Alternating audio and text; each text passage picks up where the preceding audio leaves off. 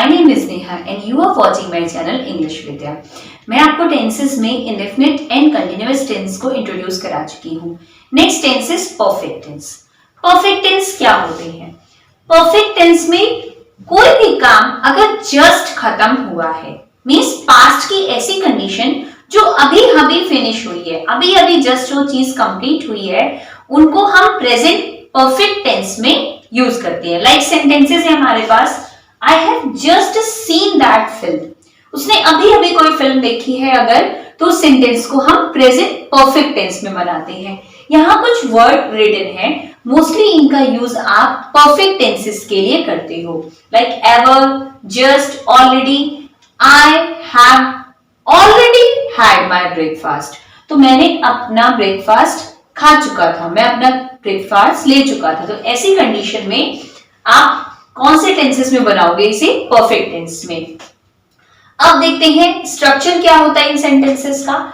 इन sentences में हम helping verb use करते हैं, वो है has and have.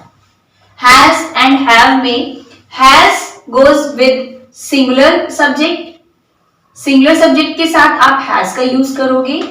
I and you के साथ, लास्ट प्लूरल के साथ आप हैव का यूज करोगे। एज यू नो, मैंने आपको बताया कि आई और यू मोस्टली अपनी फ्रेंडशिप प्लूरल सब्जेक्ट के साथ ही रखते हैं, तो ये मोस्टली आपको मिलेंगे प्लूरल के साथ ही। अब क्या इस पे ध्यान देना है आपको, इन सेंटेंसेस में मेन वर्ब की थर्ड फॉर्म का यूज होता है। अभी हमने फर्स्ट फॉर्म का यूज देखा, सेकेंड फॉर्म का यूज देखा, now next is verbs third form. Perfect में आप प्रेजेंट के सेंटेंस फॉर्म करो या पास्ट के करो, और either you are forming future perfect sentences, आपको मेन वर्ब की थर्ड फॉर्म का ही यूज करना है। नेगेटिव में एज यू नो सिर्फ नॉट को ऐड करते हैं और हमारा सेंटेंस नेगेटिव बन जाता है।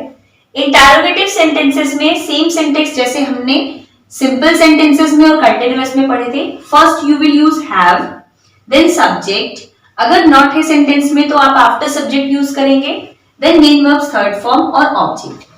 क्वेश्चन वर्ड से स्टार्ट करते हैं आप, तो बाकी का सेम स्ट्रक्चर होता है, बस एक क्वेश्चन वर्ड आगे ऐड हो जाता है। ये बात करी मैंने प्रेजेंट परफेक्ट टेंस के बारे में। अगर ये सेंटेंसेस पास्ट परफेक्ट की हैं, तो पास्ट परफेक्ट बताता है कि कोई सेंटेंस खत्म हो चुका था, कोई भी काम हो चुका था, तो ऐसे सेंटेंसेस पास्ट परफेक्ट के सेंटेंसेस कहलाते हैं।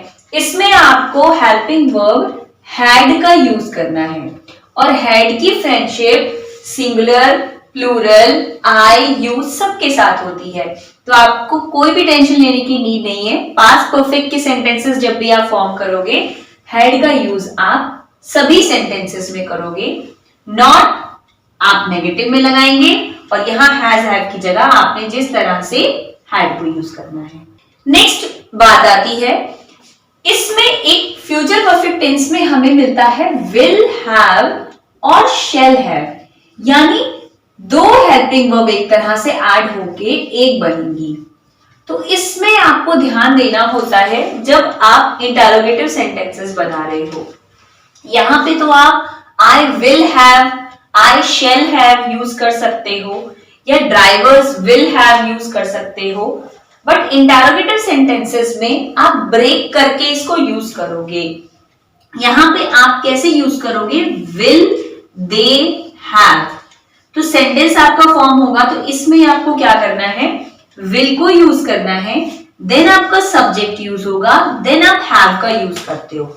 इसमें आपको इस बात का स्पेशली ध्यान रखना है कि अगर आपकी डबल हेल्पिंग वर्ब यूज हो रही है, तो उनके मिड में जब आप क्वेश्चन सेंटेंस बनाते हो, तो उसके मिड में आपको सब्जेक्ट राइट करनी होती है। सो आई थिंक जो स्ट्रक्चर है परफेक्ट टेंसेस का, that is clear to you. Now next is perfect continuous tense. As you know, आपने परफेक्ट टेंस को पढ़ा। परफेक्ट टेंस क्या बताता है कि कोई काम फिनिश हो चुका है, पूरा कंप्लीट हो चुका है, और कंटिन्यूअस टेंस बताता है कि कोई काम प्रोग्रेस में है। तो इस सेंटेंस में देखो, आप परफेक्ट भी आता है इस टेंस में, और कंटिन्यूअस भी आता है। इट मीन्स, जैसे आप एक एग्जाम्पल पढ़ो, I have been waiting for you since 10 AM। मैं 10 बजे से तुम्हारा इंतजार कर रही थी। यानी काम कैसे हुआ, कंटिन्यू हो रहा है 10 बजे से, कंटिन्यूटी में है। लेकिन अब ये बात हमें समझ में आती है कि कोई आ चुका है तभी उससे ये बात बोली जा रही है, तो ये काम क्या है, अब कंप्लीट भी हो चुका है। अगर काम कंप्लीट हो गया तो वो परफेक्ट भी है, और कंटिन्यूटी में हो रहा था तो वो कंटिन्यूअस टेंस में आता है। तो इस टाइप के सेंटेंसेस जो होते हैं आपके, वो परफेक्ट कंटिन्यूअस टेंसेस के अंदर आते हैं। He has been singing for 2 hours। अब आपने एक चीज देखी, मैंने यहाँ पे since का यूज किया है और इस सेंटेंस में मैंने for का यूज किया है। ऐसा क्यों? मैं यहाँ भी since लगा सकती थी या वहां भी for यूज कर सकती थी। इसमें आपको सेकेंड चीज जो जाननी है वो since और for के बारे में ही जाननी है। since आपको बताता है यानी point of time. Point of time क्या, एग्जैक्ट आपको पता चलेगा कि ये काम कब से हो रहा है, और ये बताता है आपको period of time. For period of time का मतलब होता है ड्यूरेशन। अब वो 2 घंटे से गाना गा रही है। अब 2 घंटे कब थे, सुबह के थे, शाम के थे, रात के थे, कितने बजे के थे, ये तो हमें नहीं पता चल रहा ना। तो हमें ऐसे वर्ड्स जो ये बताते हैं कि काम कब से हो रहा था, एग्जैक्ट टाइमिंग हमें पता चलती है। जिस सेंटेंस में पॉइंट ऑफ टाइम के लिए हम सिंस का यूज करेंगे, और जब कोई चीज की ड्यूरेशन पता चलती है बट एग्जैक्टली हमें पता नहीं चलता कि वो काम कब हुआ, तो हम फॉर का यूज करेंगे। क्लियर?